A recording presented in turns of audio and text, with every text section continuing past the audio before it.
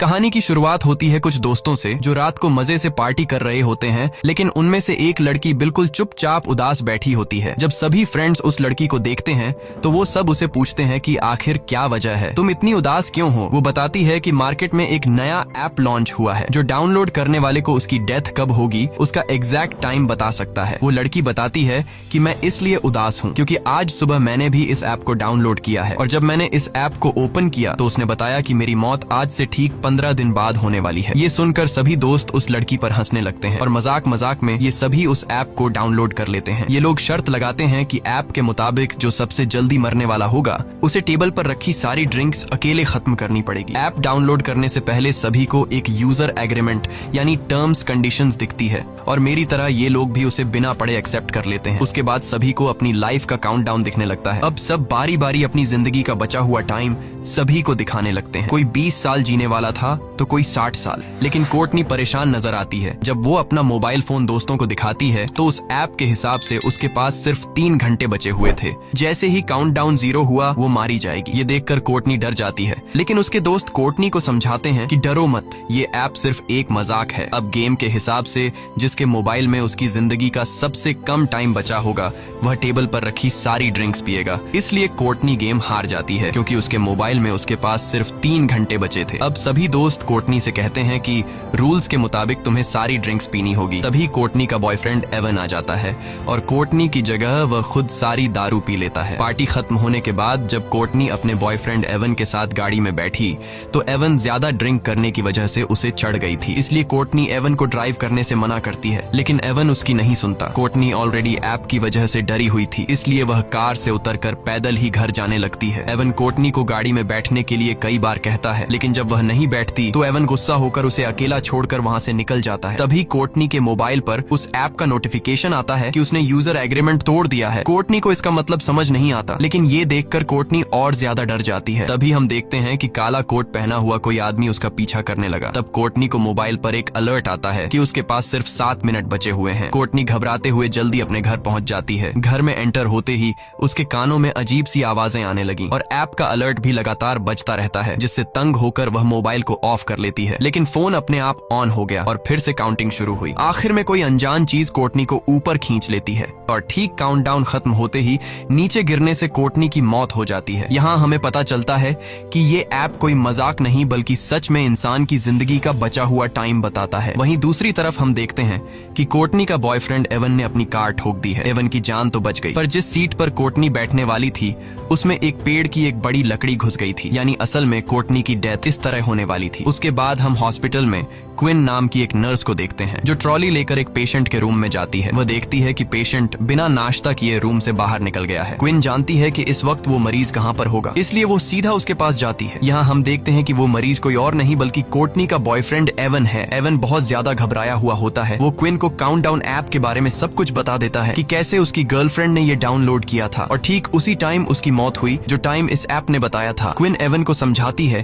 कि ये बस एक इत्तेफाक होगा। भला कोई ऐप किस तरह से किसी इंसान को उसके मरने का टाइम बता सकता है। वो उसे रिलैक्स करके सर्जरी के लिए तैयार करने की कोशिश करती है, लेकिन एवन सर्जरी के लिए किसी भी कीमत पर तैयार नहीं होता क्योंकि अब उसने भी काउंटडाउन ऐप डाउनलोड कर ली थी। ऐप के हिसाब से एवन के पास जिंदा रहने के लिए सिर्फ 19 घंटे बाकी थे और ठीक 19 घंटे बाद एवन की एक सर्जरी होने वाली है और वो समझ जाता है कि सर्जरी के दौरान वो मारा जाएगा। लेकिन क्विन एवन को हिम्मत देती है कि ऐसा कुछ नहीं होगा। कुछ टाइम बाद क्विन हॉस्पिटल की हेड नर्स से मिली। वो उसे अपने साथ ले जाती है, जहाँ एक डॉक्टर और स्टाफ के लोग केक के साथ क्विन को सरप्राइज देते हैं क्योंकि वो नर्सेस के टेस्ट में पास हो गई होती है। अब जब सब बैठकर केक खा रहे होते हैं तो क्विन सबको एवन के काउंटडाउन ऐप के बारे में बताती है। यहाँ कुछ और लोग भी बताते हैं कि हम भी इस ऐप के बारे में सुन चुके हैं। मजाक में ये लोग भी अपनी लाइफ का बचा हुआ टाइम देखने के लिए इस ऐप को डाउनलोड कर लेते हैं, जिसमें डॉक्टर सलीवन नाम का एक डॉक्टर भी शामिल होता है जो यहाँ का सबसे हेड डॉक्टर है। डॉक्टर मोबाइल में अपनी जिंदगी का बचा हुआ टाइम देखकर बहुत खुश होता है क्योंकि वह 90 साल तक जीने वाला था और बाकियों के पास भी ऐप काफी लंबा टाइम बताता है। तभी एक आदमी एक औरत को लेकर आता है जो ओवरडोज की वजह से बेहोश हो गई थी। उसकी धड़कनें और सांस रुक गई थी, लेकिन ये लोग उसे एक इंजेक्शन देकर बचा लेते हैं। पूरा दिन काम करने के बाद शाम को जब क्विन घर लौटती है तब उसे काउंटडाउन ऐप को डाउनलोड करने का नोटिफिकेशन आता है। वो इस ऐप को ज्यादा सीरियस न लेते हुए उसे डाउनलोड डाउनलोड कर लेती है और बिना सोचे समझे इस ऐप के सभी टर्म्स कंडीशंस एक्सेप्ट कर लेती है। और तभी उसे पता चलता है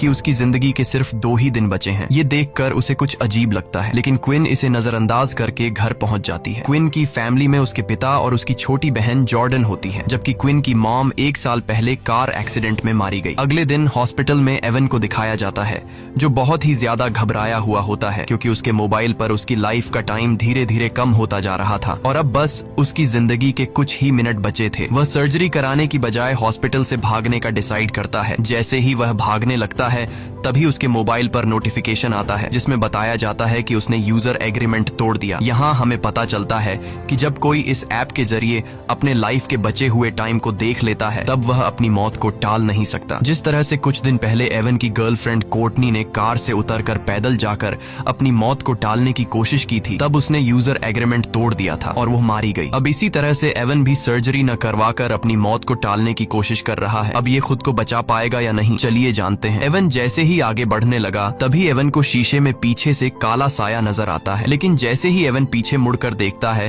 तो वहाँ पर कोई भी नहीं होता। तभी अचानक सामने का शीशा टूट गया। ये देखकर डर के मारे एवन भागकर सीढ़ियों के पास जाने लगा। वहाँ पहुँचते ही अचानक बिजली चली जाती है। तभी उसे किसी के कदमों की आवाज सुनाई देती है। जब वो अपने मोबाइल फोन का टॉर्च ऑन करता है तो सामने उसे अपनी गर्लफ्रेंड कोर्टनी नजर आती है, लेकिन उसकी गर्लफ्रेंड एक डीमन बन चुकी थी। वह उससे भागने लगता है, लेकिन जल्दबाजी में उसका मोबाइल नीचे सीढ़ियों पर गिर जाता है और कुछ देर बाद वो भूत एवन को भी मारकर सीढ़ियों से नीचे फेंक देता है। क्विन जब हॉस्पिटल आती है तो उसे पता चलता है कि एवन सीढ़ियों से गिरकर मर गया। ये सुनकर उसे एवन की बातें याद आने लगती हैं, जब वो पिछले दिन बार बार क्विन से कह रहा था कि इस ऐप के हिसाब से वो 19 घंटे बाद मारा जाएगा। इसलिए अब क्विन को भी शक होने लगता है कि क्या सच में इस ऐप ने तो एवन को नहीं मारा। अपने शक को यकीन में बदलने के लिए अब वो सीधा उस जगह पर पहुंचती है जहां पर एवन की बॉडी को रखा गया था। वो एवन का फोन उठाती है और उसे चेक करने की कोशिश करती है, लेकिन इस फोन पर एवन का फेस लॉक लगा हुआ था, जिसके लिए वो एवन की बॉडी से कपड़ा हटाती है और उसके मोबाइल फोन को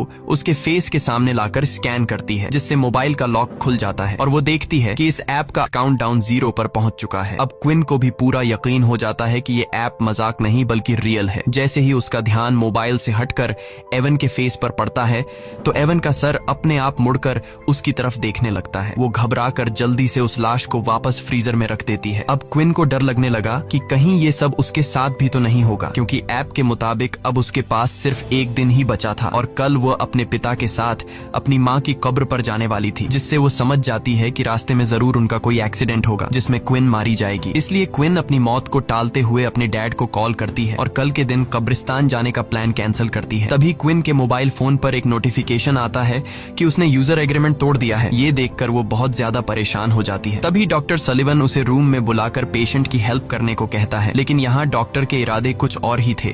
वो क्विन के साथ जबरदस्ती करने की कोशिश करता है। क्विन जैसे तैसे उससे अपनी जान छुड़ाकर बाहर आते ही हेड नर्स से उसकी कंप्लेंट करने जाती है, लेकिन क्विन के बताने से पहले डॉक्टर हेड नर्स को किसी दूसरे काम में लगा देता है। घर आने के बाद रात को क्विन इंटरनेट पर इस ऐप के बारे में सर्च करती है और उसे कोर्टनी के बारे में इंफॉर्मेशन मिलता है। उसे एक लड़की का वीडियो भी मिलता है जो बताती है कि ऐप को डाउनलोड करने के बाद से उसे अपने भाई का भूत दिखने लगा है, जो कि कई सालों पहले मर गया था। कुछ देर बाद वो लड़की कहती है कि उसका वक्त खत्म हो गया है और तभी उस लड़की को भी कुछ हो जाता है। लेकिन क्विन जब वीडियो के कमेंट चेक करती है तो कमेंट में सब लोग फेक वीडियो बोलते हैं, जिससे क्विन को थोड़ी बहुत शांति मिलती है। और जैसे ही क्विन लैपटॉप बंद करती है तभी अचानक क्विन को भी एवन का भूत दिखाई देता है, जिससे वो बहुत डर जाती है। पर जैसे ही उसने लाइट जलाई तब एवन गायब हो गया था। तभी उसे दोबारा नोटिफिकेशन आया कि उसने यूजर एग्रीमेंट तोड़ा है। वो अपने मोबाइल को जमीन पर मारकर तोड़ देती है और कमरे से बाहर निकलकर डर के मारे कार में पूरी रात गुजारती है। अगले सुबह क्विन की बहन जॉर्डन आकर उसे जगाती है। ये दोनों वापस अपने रूम में आते हैं और वहाँ क्विन की छोटी बहन जॉर्डन क्विन का टूटा हुआ मोबाइल देख लेती है, जिसमें अभी भी काउंटडाउन चल रहा था। वो क्विन से कहती है कि तुमने भी इस ऐप को डाउनलोड किया है। ये सुनकर क्विन परेशान हो जाती है, क्योंकि उसकी छोटी बहन जॉर्डन को भी इस ऐप के बारे में पता था और वो भी इस ऐप की यूजर थी। अब क्विन के मोबाइल का स्क्रीन पूरी तरह से टूट चुका था, इसलिए वो एक नया फोन खरीदने के लिए मोबाइल शॉप पर जाती है। वो सोचती है कि नए मोबाइल में वो किलर ऐप भी नहीं होगा, लेकिन क्विन के मोबाइल खरीदते ही वो ऐप अपने आप उसमें डाउनलोड हो जाता है। इस पर क्विन गुस्से में चिल्लाकर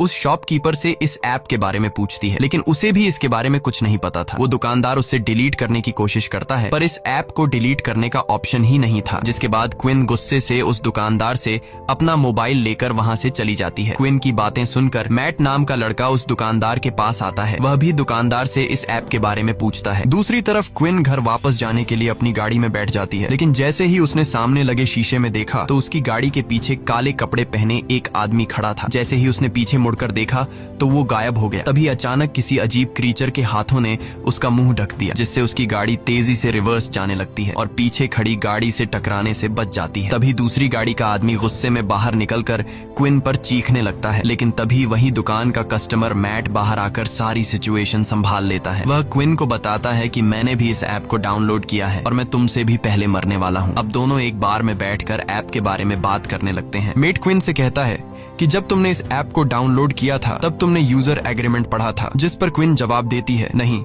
मैंने डायरेक्ट टर्म्स कंडीशंस एक्सेप्ट कर ली थी। मैट कहता है, मैंने भी यही गलती की थी। अब इन दोनों को पछतावा होता है कि टर्म्स कंडीशंस एक्सेप्ट करने से पहले हमने एक बार उसे पढ़ लिया होता। तभी मैट को बार में एक नशेड़ी दिखता है। उसे देखकर मैट के दिमाग में एक आइडिया आता है। वो क्विन से कहता है कि क्यों ना हम इस नशेड़ी से उसके मोबाइल फोन में ये एप्लीकेशन डाउनलोड करवाए, जिसके जरिए हम टर्म्स कंडीशंस देख पाएंगे।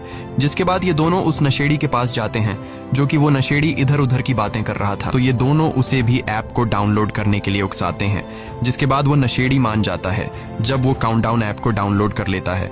और जैसे ही टर्म्स कंडीशंस वाली जगह पर पहुंचता है तो क्विन उससे मोबाइल लेकर अच्छी तरह से पढ़ने लगती है। और अब जाकर उन्हें एक रूल के बारे में पता चलता है कि ऐप में अपनी मौत का समय देखने के बाद यूजर अपनी मौत को टालने की कोशिश नहीं कर सकता। इन दोनों ने ही अपनी ट्रिप कैंसिल करके ये एग्रीमेंट तोड़ दिया था। ये सब सुनने के बाद भी वो पागल नशेड़ी उन टर्म्स कंडीशंस को एक्सेप्ट कर लेता है। लकीली उस नशेड़ी को पता चलता है कि वो और 40 साल जिएगा। तब क्विन को याद आता है कि जिस हॉस्पिटल में मैं काम करती हूँ उस हॉस्पिटल में एक पादरी है, शायद वो हमें इस हालात से निकलने का कोई रास्ता बता सके। इसके बाद क्विन और मैट हॉस्पिटल जाते हैं और पादरी को डीमन की सारी कहानी समझाते हैं। पादरी कहता है कि वो डीमंस पर यकीन नहीं रखता, इसलिए वो उन्हें एक दूसरे पादरी का एड्रेस देता है जो कि डीमंस के मामलों में एक्सपर्ट है। जाने से पहले हेड नर्स क्विन को एक मीटिंग में ले जाती है, जहाँ डॉक्टर सलिवन उल्टा क्विन पर इल्जाम लगा देता है कि उसने क्विन को नहीं बल्कि क्विन ने उसे हरास किया था। लेकिन जब क्विन सफाई पेश करने लगती है तब मीटिंग का हेड क्विन की कोई बात नहीं सुनता और क्विन को जॉब से निकाल देता है। क्विन को अब जॉब की कोई परवाह नहीं थी, क्योंकि अब बात उसकी जान पर बनी थी। इसके बाद ये दोनों एक चर्च में पहुंचते हैं, जहां ये दोनों एक आदमी को ढूंढते हैं जिसके बारे में उन्हें पादरी ने बताया था।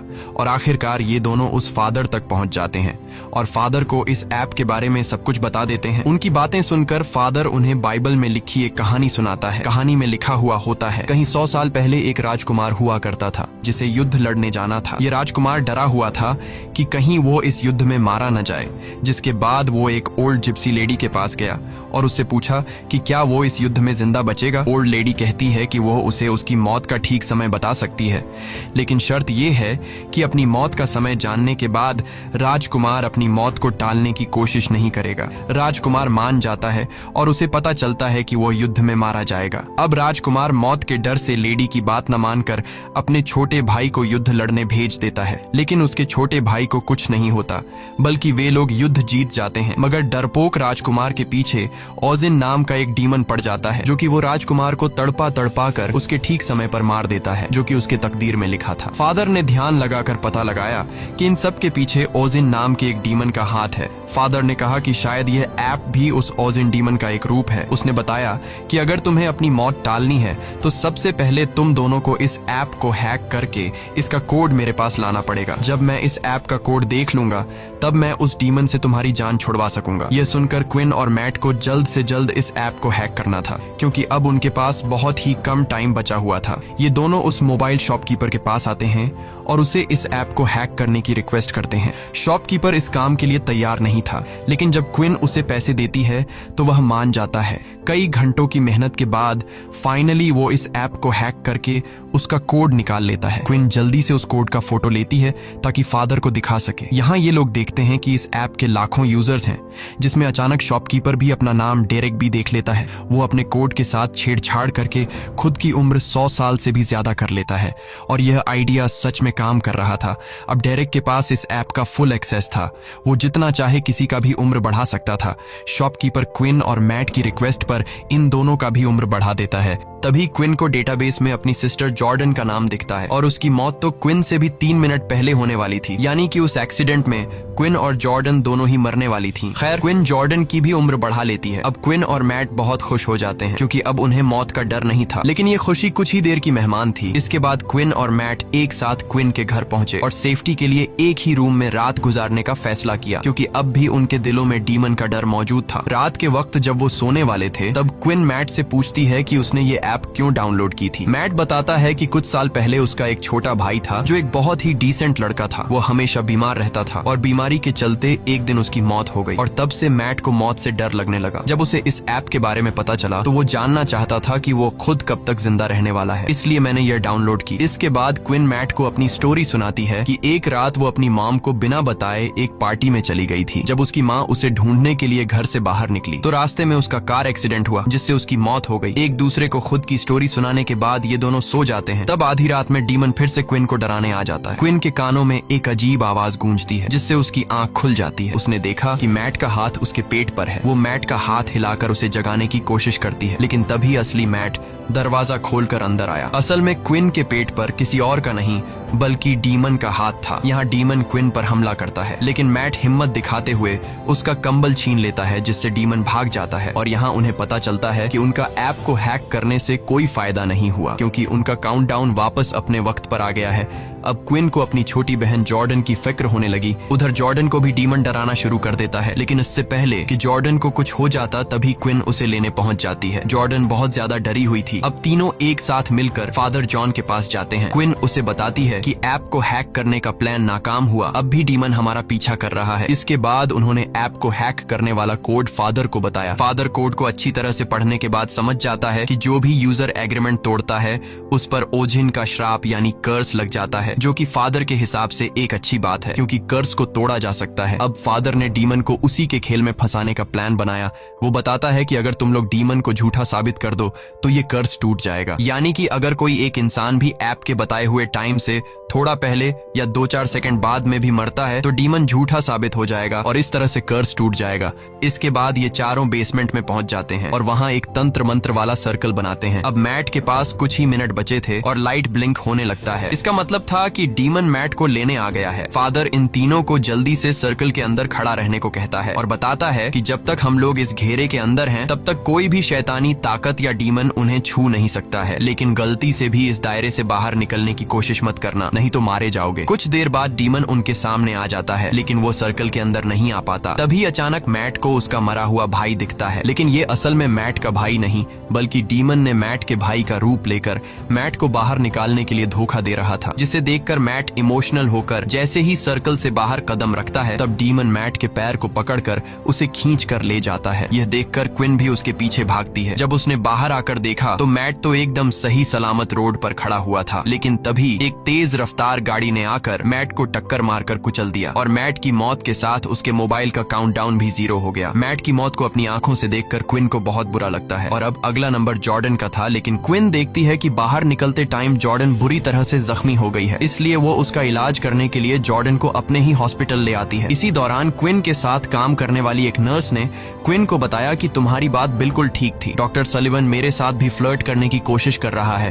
तभी क्विन की नजर कमीने डॉक्टर सलिवन पर पड़ती है। डॉक्टर सलिवन को देखकर क्विन को एक आइडिया आता है। वो जानती थी कि ये कमीना डॉक्टर 90 साल तक जीने वाला है। अगर क्विन इस डॉक्टर को अभी मार दे तो डीमन का कर्स टूट जाएगा और इन दोनों बहनों की जान बच जाएगी। अब इस प्लान को कामयाब करने के लिए क्विन डॉक्टर के ऑफिस जाती है। वो उसे कहती है कि मुझे अपनी जॉब वापस चाहिए और उसके लिए मैं कुछ भी करने को तैयार हूँ। क्विन उसे कहती है कि मैं तुम्हारा हॉस्पिटल के पीछे सुनसान एरिया में इंतजार कर रही हूँ। डॉक्टर तड़प के मारे कुछ सोच नहीं पाता और क्विन की चाल में फंसते हुए उस सुनसान जगह पर पहुंच जाता है। यहाँ क्विन हाथ में एक लोहे का सरिया लिए हुए चुप कर खड़ी थी। मौका मिलते ही क्विन ने डॉक्टर पर सरी से हमला कर दिया, जिससे वह जख्मी होकर जमीन पर गिर गया। क्विन पहले से अपने साथ मॉर्फिन का इंजेक्शन भी लाई थी और जैसे ही वह इंजेक्शन डॉक्टर को लगाने वाली थी तभी डीमन ने वहां आकर डॉक्टर को खींचकर बचा बचा लिया और डॉक्टर वहाँ से भाग निकलता है। खैर अब जॉर्डन के मरने का वक्त हो गया था, उसके पास सिर्फ 2 ही मिनट बचे थे। डीमन उसे मारने पहुंच जाता है। वो डीमन से चुप कर खुद को बचाने की कोशिश करती है, पर ऐप उसकी छिपने की जगह बता देती है और डीमन जॉर्डन को पकड़ लेता है। लेकिन तभी क्विन डीमन के सामने आकर वो इंजेक्शन खुद में लगाने लगती है, जिससे कम से कम उसकी बहन की जान बच जाए। अब डीमन क्विन की मदर का रूप लेकर उसे बहकाने की कोशिश करता है। अपनी मदर को देखकर क्विन इमोशनल तो हो जाती है, पर जल्द ही उसे समझ आ जाता है कि यह डीमन का एक चाल है और वो मॉर्फिन इंजेक्शन खुद में इंजेक्ट कर लेती है। इस तरह से क्विन अपने वक्त से पहले मर जाती है और ओजिन झूठा साबित हो जाता है। तब ओजिन यानी डीमन धुआं बनकर हवा में उड़ जाता है और क्विन का प्लान कामयाब हो जाता है, जिससे जॉर्डन की जान बच जाती है। जॉर्डन अब क्विन के पास आकर रोने लगती है और तभी देखती है कि उसके बाजू पर एक मेडिसिन का नाम लिखा हुआ है और वह क्विन के हाथ में